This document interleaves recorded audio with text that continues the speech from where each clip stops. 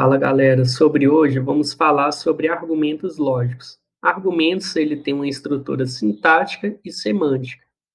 E para a gente verificar a validade de um argumento, a gente precisa garantir que a conclusão lógica é consequência decorrente das premissas. Então, dado que as premissas são verdadeiras, consequentemente, é necessário que a nossa conclusão também seja verdade.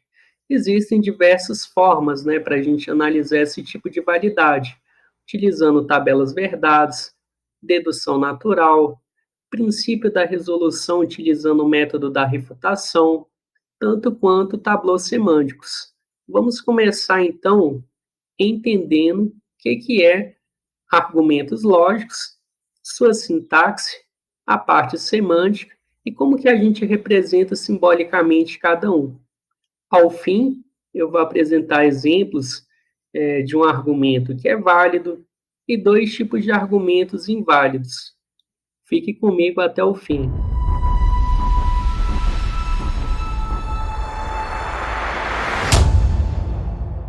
Gente, para você compreender o que é um argumento lógico, tanto quanto a sua validade, é importante que você saiba o que é um argumento em si, né?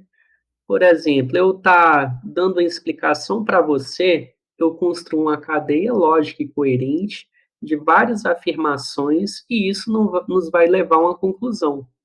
E aqui um argumento lógico vai consistir, né, dessas afirmações que assumimos como premissas verdadeiras e aqui temos, né, um lado com um conjunto de premissas e a gente vai representar esse conjunto de P maiúsculo onde temos premissa 1, premissa 2, até premissa N. E essas premissas, elas devem nos levar a uma conclusão.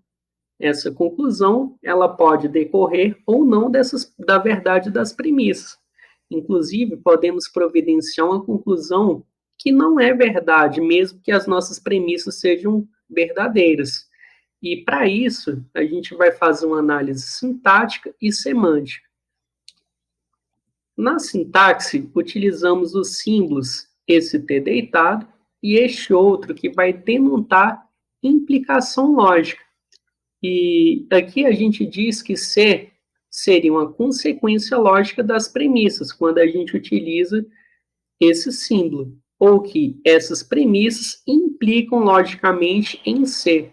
E temos dois tipos de representação, um com conjuntos, onde cada premissa é separada por vírgula, e outro com uma proposição composta, né? Onde cada premissa é conectada com um E lógico e que isso implica logicamente em C. Na perspectiva semântica, diferimos argumentos lógicos quanto à sua veracidade e validade. A veracidade afirma, né, que cada premissa pode ser verdadeira ou falsa, tanto quanto a conclusão. Para avaliarmos validade de um argumento, é necessário que exista uma relação de causa e efeito. Observe, né, relação de causa e efeito é basicamente a representação simbólica de uma proposição condicional. Só que, muitas das vezes, a conclusão pode ser verdade, mesmo que o antecedente seja falso. E nisso, né, a proposição condicional continua sendo verdadeira, mas para a nossa representação de argumento, a implicação diz o seguinte: se o antecedente for verdade, necessariamente o consequente tem que ser verdadeiro. E não há algum tipo de condição em que o antecedente é falso e o consequente é verdade, e a proposição em si seria verdade, como no caso condicional.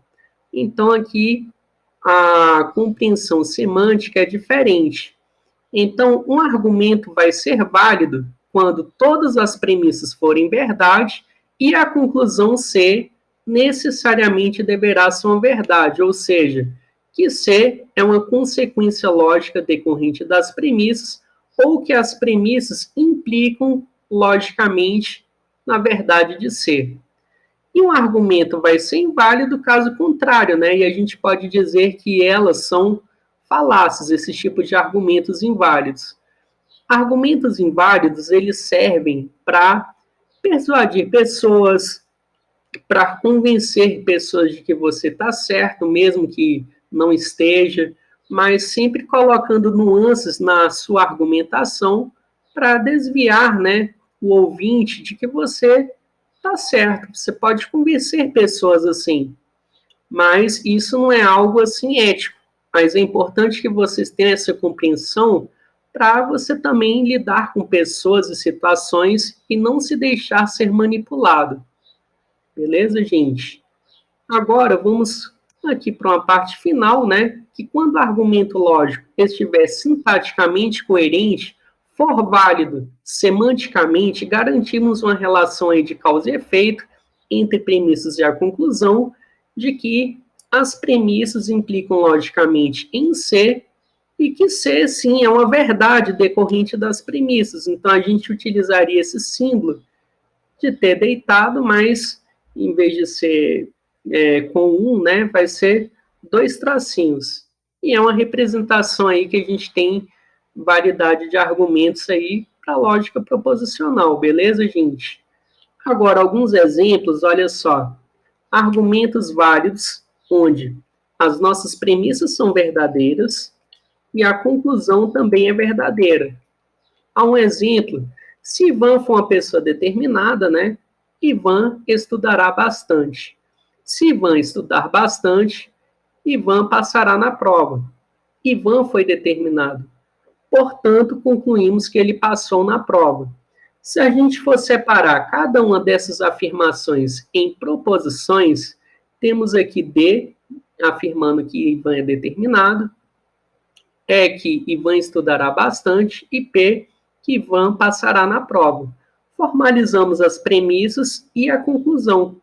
Aqui temos a premissa 1, que se Ivan for determinado, então ele estudará bastante. Se ele estudar bastante, então Ivan passará na prova. E aqui também temos uma outra afirmação que é verdade, que Ivan foi de fato determinado. E, portanto, podemos concluir que ele passou na prova. Então, gente, assumindo essas premissas 1, 2 e 3 como verdade, observamos uma relação de causa e efeito, né? Dado que Ivan é determinado, então, no condicional, se o antecedente for verdade e o consequente for falso, essa premissa 1 já não seria verdade, né? Mas cada uma dessas premissas são nossas verdades. Então, sabendo que essa relação aqui de causa e efeito, ela é verdadeira, a gente tem que necessariamente garantir que, inferir também, né, que ele estudará bastante, dado que D, aqui, ó, essa proposição é verdade, verdadeiro. Então, falso resultaria falso para P1, mas como P1 já é verdade, então, necessariamente, a premissa E terá que ser verdade. Verdadeiro, então verdadeiro. Verdadeiro, garantimos a verdade da premissa 1. Inferimos que é verdade. Dado que é verdade, notadamente, né, P também deve ser verdade. E, portanto, podemos concluir que Ivan passará na prova. Esse tipo de inferência a gente vai trabalhar mais adiante com outros métodos para a gente verificar a validade desses argumentos. Terá método de dedução natural, tablô semântico, também por via tabela verdade, princípio da resolução, serão vários. Vamos também analisar as regrinhas de inferência em alguma próxima aula. Então, gente, assumindo essas premissas como verdade, observamos uma relação de causa e efeito para deduzirmos aqui que Ivan passou na prova. E aqui, sim, é um exemplo claro de um argumento válido. Mas e quanto aos argumentos inválidos? Vamos aqui pegar um exemplo que temos as nossas premissas que estamos assumindo como verdadeiras, mas a conclusão é falsa. Observe que do exemplo anterior, vamos agora concluir que Ivan não passou na prova. Mas do que a gente observou anteriormente, tudo levou a concluir, né, por inferência, que Ivan, sim, ele passou na prova. Observe, né, que o antecedente das nossas premissas são verdadeiros, mas a nossa conclusão é falsa, ela não decorre da verdade das nossas premissas.